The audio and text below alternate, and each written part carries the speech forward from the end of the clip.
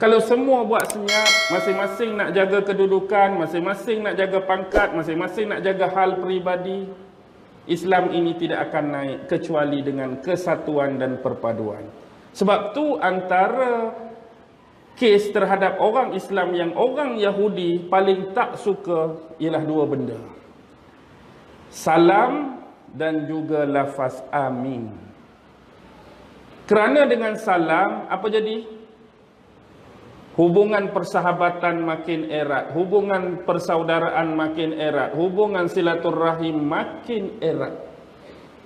Tapi Nabi juga menyebut tentang salam di akhir zaman. Manusia hanya akan memberi salam kepada yang mereka kenal saja. Hak tak kenal walaupun Islam mereka tak bagi salam.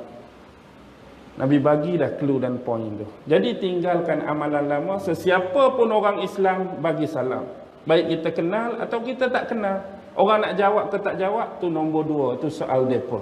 Yang penting, kita dah tunaikan sunnah menyebarkan salam sesama Islam.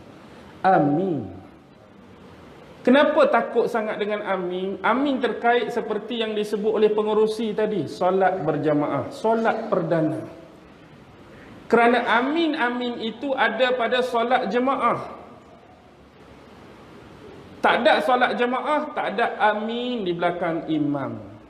Mereka takut pada amin-amin tuan-tuan yang dilakukan oleh kesatuan dan perpaduan umat Islam atas saf-saf solat jemaah.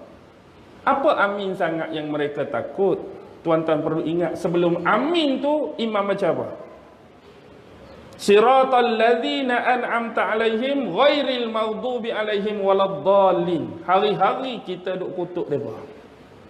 Jangan jadikan kami ini golongan yang dimurkakan Allah seperti Yahudi. Jangan jadikan golongan yang disesatkan seperti Nasrani. Kita pun ramai-ramai amin. Hari-hari kita duk sebut Allah murka tentang Yahudi, Allah sesatkan tentang Nasrani. Jadi cara yang terbaik, kurangkan amin tersebut. Daripada hak penuh masjid macam ni, biar tinggal separuh. Daripada hak separuh, biar tinggal 3 saf aminnya. Daripada hak 3 saf, tinggal 2-3 orang belakang Tok Imam. Daripada hak 2-3 orang, biar tinggal Tok Imam dengan Tok Siap.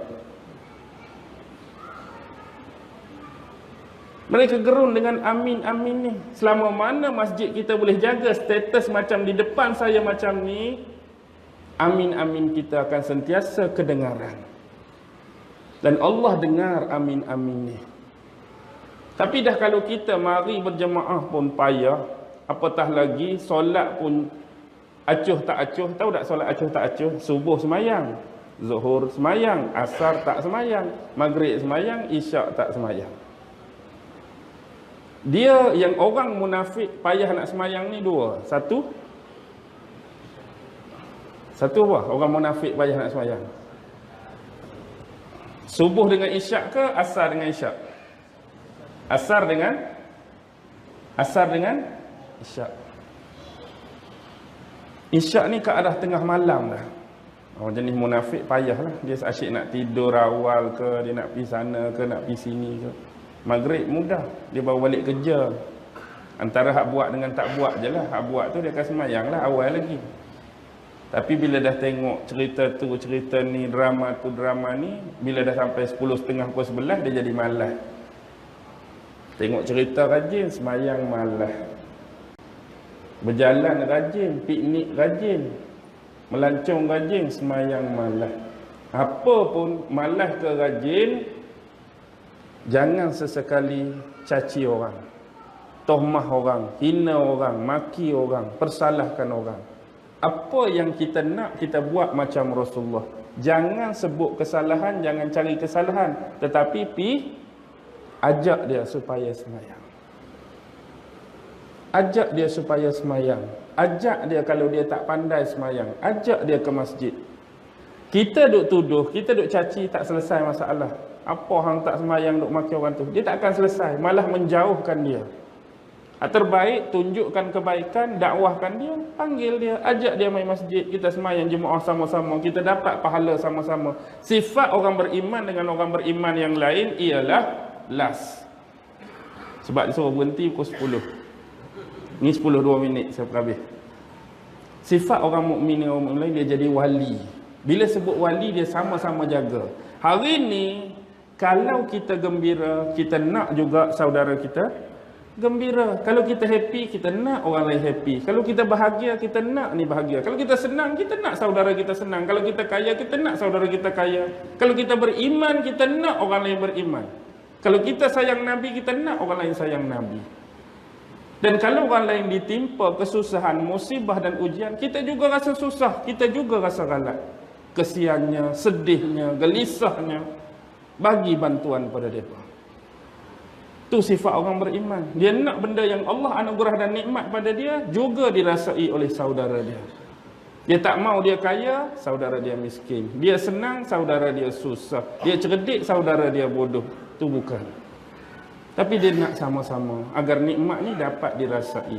Jadi kalau betul-betul Islam ditegakkan, Islam dijalankan, memang nikmat ni akan dapat. Memang nikmat ni akan dapat, dan nikmat ni kita boleh rasa. Dan ini berlaku pada zaman Rasulullah, zaman terbaik. 3 kurun yang awal. Tapi lepas tu masing-masing lah. Dan kita pun faham. Rasulullah sebut akan berpecah umatku sampai berapa? 73. Satu je yang benar, 72 tersesat, terseleweng. Jadi hari ni bila sebut macam ni, masing-masing nak mendakwa dialah yang paling betul. Grup tu pun aku paling betul, orang lain salah. Aliran ni pun aku paling tepat, orang ni tak tepat. Aliran ni pun aku hak bagus, hak ni tak bagus. Hak ni pun aku hak hebat, hak ni tak hebat. Masing-masing nak mendakwa dakwi. Tapi kita tahu kebenaran mutlak hanya milik Allah Subhanahu wa taala. Apa pun ingat, follow Quran, follow sunnah, selama-lamanya anda tak akan sesat. Jadi kembalilah kepada keduanya. Ingat pesanan ni bukan untuk tuan-tuan secara umum, first tu untuk diri saya yang bercakap, seterusnya kepada saudara-saudara yang berada di hadapan saya, baik muslimin maupun muslimat. Akhir kalam, apa yang baik datang daripada Allah, apa yang lemah, apa yang kurang, apa yang serba tak kena, datang daripada diri saya sendiri. Wabillahi taufiq wal hidayah. Wassalamualaikum warahmatullahi ta'ala wabarakatuh.